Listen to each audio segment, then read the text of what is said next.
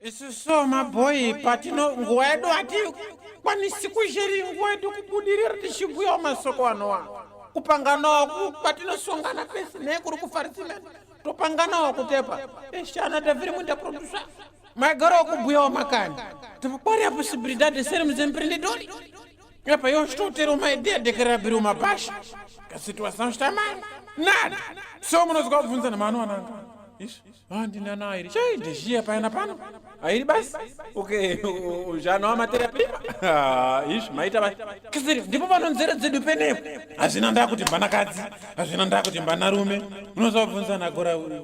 O que tanga numa cor mangana. Até o seis, o espírito. O espírito que está 4. Agora, não dizer azungu para quê? Põe caterpillar a funcionar.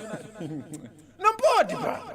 Shinzero bazo kupasa udunu wako izona izozo. Mashtambeshi mwana shinora zao. Kuno munu no kandanyana zake mborosa kakita shoga ya kutepa. Yo sokero teritreji. Iyo uno teritreji urukuwa zia pali. Mundani mwakashemo ishenda kwa wanaka gara ishimira kuti unobuda mutoshimiri tanofu. Umwenu rukimira kuti abude motupu. Yo urukunda obararo ngomuna. Podi hamadza kunde nduwanewe. Yordo baratatu ndani mwenye makabaro kwa muriangana. Tiripo nove ntawa ili aripasi. Agora pa nove yordo baratatu. Na wanka utatwaria kwa wakati do bara nove. Wado garaba mbute chingana. Ndi bebera kati hai kwezo. Oni kuti nyika ingaiza itamanera manera.